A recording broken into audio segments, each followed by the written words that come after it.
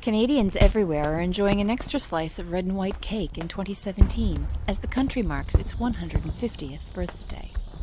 It's time to celebrate with festivals and special events all year, all across the nation. Today's citizens revere July 1st, 1867, as an historic accomplishment. But as we draw around our tables for barbecues and fireworks displays, we've forgotten how ugly the Confederation debates really were, and that the Maritimes didn't want Confederation to happen at all.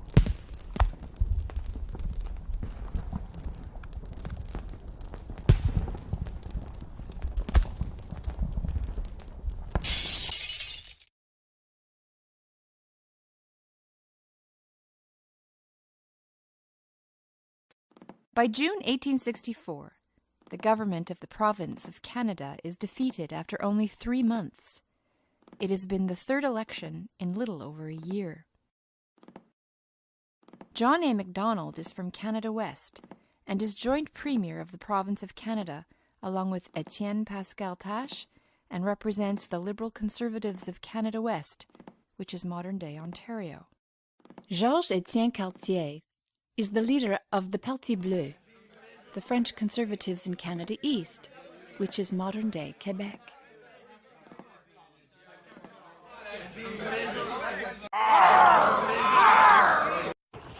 After 23 years, the joint legislative assembly of the former Upper and Lower Canada is in ruins. What is now called Canada East and Canada West is deadlocked in a battle for political and cultural power. But by mid-June 1864, the political parties of Canada East and West agree to form a coalition government to explore the possibilities of a wider British North American federal arrangement. This pleases Britain, who is desperate for a cheap and efficient solution to a set of colonies it can no longer afford to defend. The United States encroaches. Even though it is still locked in a vicious civil war, it keeps its hungry eyes focused on the North. Perhaps a unified North would be harder to annex. The idea of a British North American Confederation had been discussed since the 1850s. But now the province of Canada was desperate for a solution to its failed marriage. The coalition agrees to propose a new contract, one that includes New Brunswick, Nova Scotia, PEI, and Newfoundland, with Great Britain's blessing.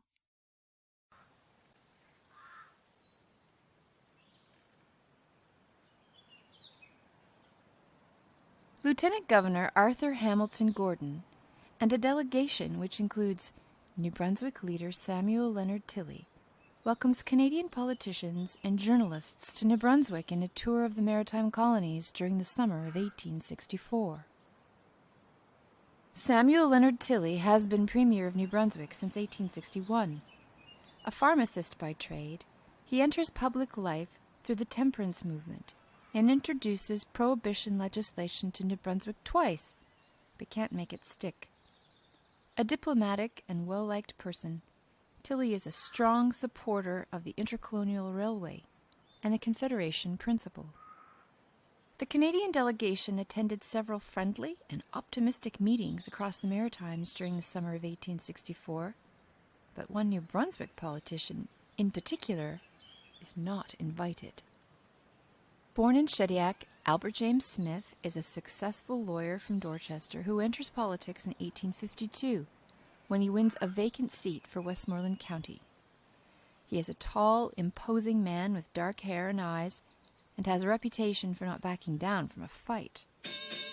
Smith opposes Confederation and the Intercolonial Railway because he believes that New Brunswick's population and resources can't justify the increased taxation, nor would New Brunswick wield any political power.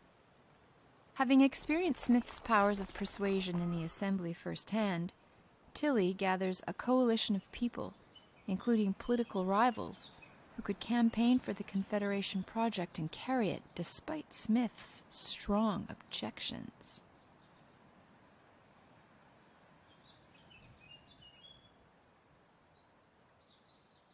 Confederation isn't the only idea on the table. Maritime politicians are also discussing the possibility of Maritime Union, an idea which had been championed by New Brunswick's lieutenant governor. Arthur Hamilton Gordon is a priggish young aristocrat who arrives in New Brunswick as lieutenant governor in 1861. He enjoys the colony's natural beauty, but not its politicians, who he finds crude and ill-educated. He believes in maritime legislative union, one strong central government, nothing like the U.S.-style federalism which, in his mind, led to civil war a mere 78 years after the Revolution. Gordon arranges a Maritime Union conference for September 1864, and the Canadians ask permission to attend.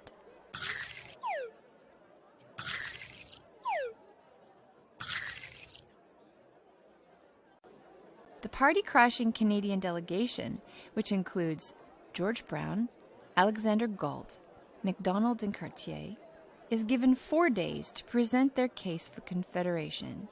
Smith is not among the New Brunswick delegates chosen to attend, even though he was New Brunswick's leader of the opposition at the time. The summer party atmosphere is persuasive, and so are the Canadians. Everyone admits that union must take place sometime. I say now is the time. For 20 long years I have been dragging myself through the dreary waste of colonial politics. I thought there was no end, nothing worthy of ambition. But now I see something which is well worthy of all I have suffered. The delegation agrees to meet in Quebec in October to settle and ratify the proposals discussed in Charlottetown. Despite the uncertainty, Gordon's favorite idea of maritime union is dropped forever. While Tilley and his delegation is away at the Quebec Conference debates in October, Anti-Confederation sentiment continues to grow at home. For New Brunswickers, it would not solve old problems but create new ones.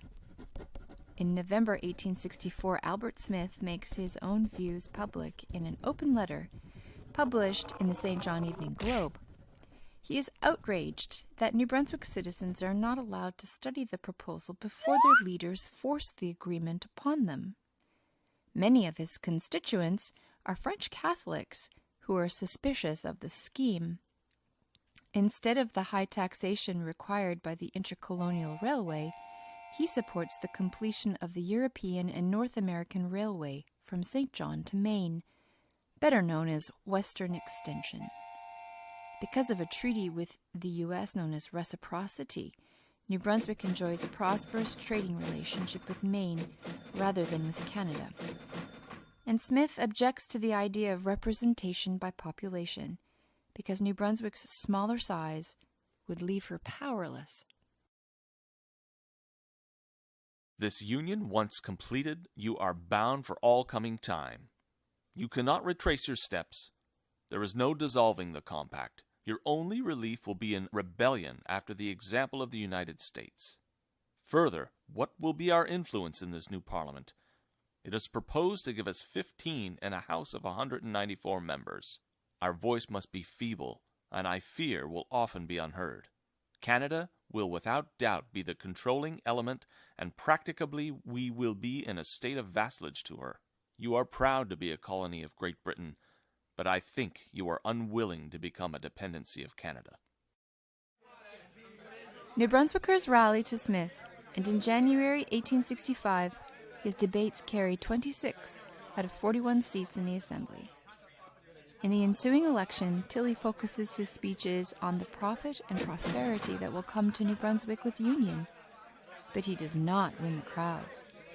In one St. John Town Hall debate, the standing room only audience is so worked up that Smith must beg people to give Tilley a hearing.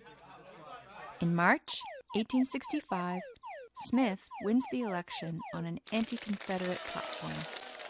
It was a shocking turn of events for MacDonald and his Canadian delegation. But Gordon and Tilley assure them that it's only a matter of time before Smith's plans fall apart. It's a fly in the ointment for MacDonald, but he remains confident.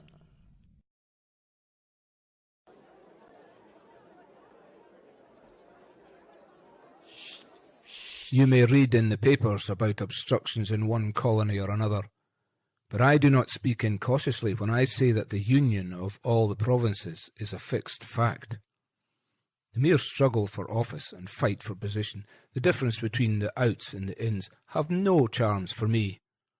But now I have something worth fighting for, and that is the junction of Her Majesty's subjects in all British North America as one great nation.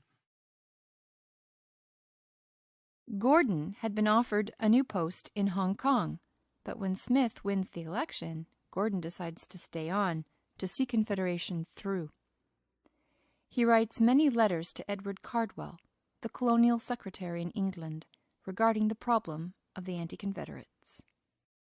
Smith is a man of some ability and some considerable obstinacy. His views are narrow and his temper violent, but though very impatient of opposition or control, I believe him to possess the merits of honesty, of purpose and resolution. He belongs to the radical section of politicians, but at the same time is very hostile towards the U.S. In June 1865, Smith and his Attorney General, John Allen, go to Britain to make their position on Union clear to Cardwell. The British government is not in a position to know what is for the benefit of or what suits the province. Cardwell is affronted and informs Smith that Britain is committed to union. When Smith comes home, he finds things falling apart. Sod is broken on the Western Extension Railway in November, but it doesn't go any farther. Private money is needed, and the contract with an American company falls apart. As well, the fickle United States abrogate the Reciprocity Treaty in 1866, despite Smith's efforts to convince them otherwise on a trip to Washington. Vacancies on the bench because of these disappointments cause dissension and defection from cabinet. After the Americans reject reciprocity, Smith has no program. With Smith's original cabinet fragmented, many turn against him in favor of Confederation. Meanwhile, on a trip to London, Lieutenant Governor Gordon is instructed to further the cause of union by every means within his power. For weeks, Gordon presses Smith to pursue a pro-union policy that would be acceptable to the imperial authorities, the Canadians, and the majority of New Brunswickers. Smith is honest, stubborn, and has a hot temper. He is convinced that the Quebec scheme would be terrible for New Brunswick, but the disorganization of his cabinet wears down his resolve. Gordon finally convinces him to add a vaguely worded acceptance of the Confederation principle into his March 1866 throne speech.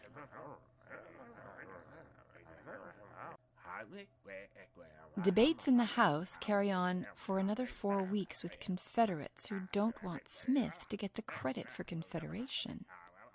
And by his speeches in the House, Gordon realizes that Smith is returning to an anti-Confederate position.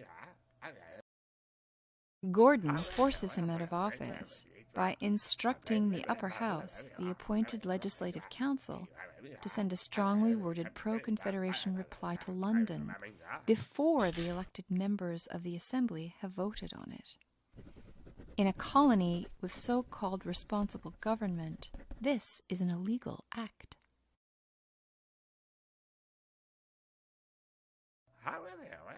A furious Smith confronts Gordon for overstepping his authority, but Gordon is unapologetic and suggests he resign.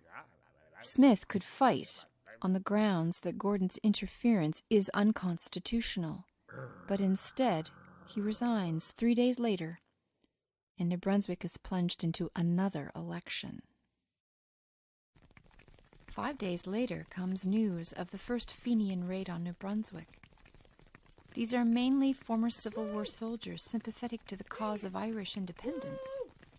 Though little more than a skirmish, it comes at just the right time for the Confederate movement. To distance themselves from the Fenians and show loyalty to the Crown, many New Brunswick Catholics began to support British-American Union.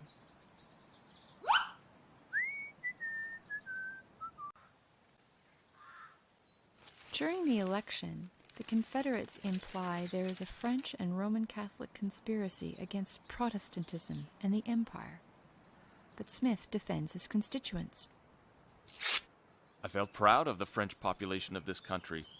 They would compare favorably in every respect with the English population. They were incorruptible and could not be bought.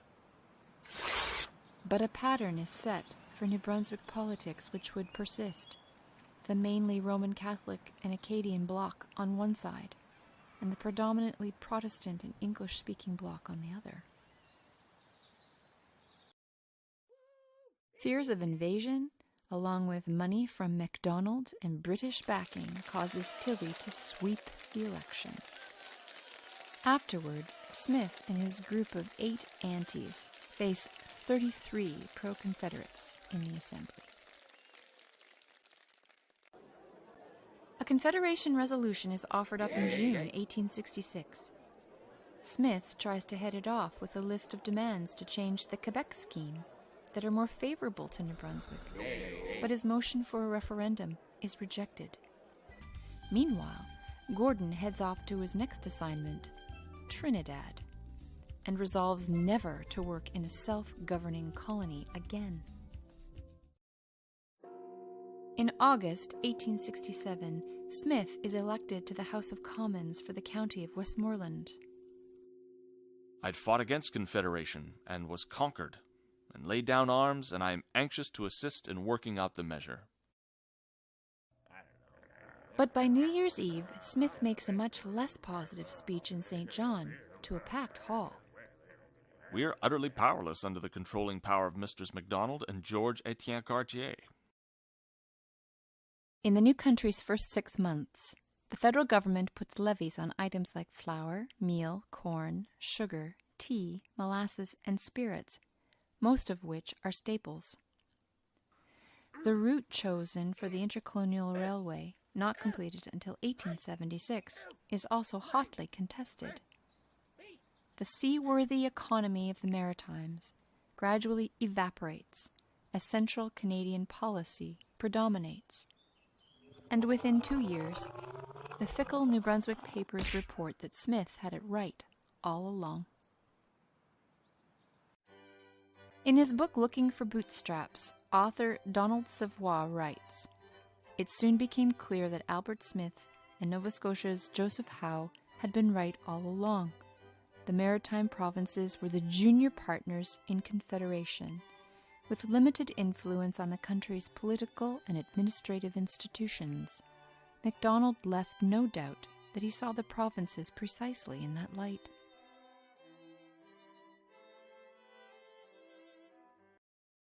In the ensuing years, Smith continues to be re-elected in the county of Westmoreland, and in 1877, as Minister of Marine and Fisheries, he wins an East Coast fisheries arbitration with the United States, worth $5.5 million. This was a huge sum, an unexpected coup for Canada, and it wins Smith the first knighthood for a New Brunswicker. An irony for a politician who has spent his career fighting against perceived British privilege. Sir Albert continues to be re-elected by his constituents until 1882. He dies the following year after his defeat, at the age of 59.